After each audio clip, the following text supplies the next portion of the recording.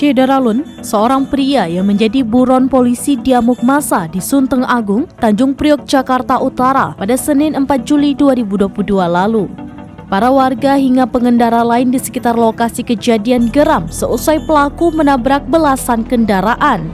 Usut punya usut, pelaku panik lantaran sedang diburu polisi dan mencoba melarikan diri. Dikabarkan sebelum menabrak belasan sepeda motor, pelaku sempat melakukan tindak kriminal penyekapan. Selain itu, pelaku juga melakukan pemerasan terhadap seorang gadis berusia 16 tahun.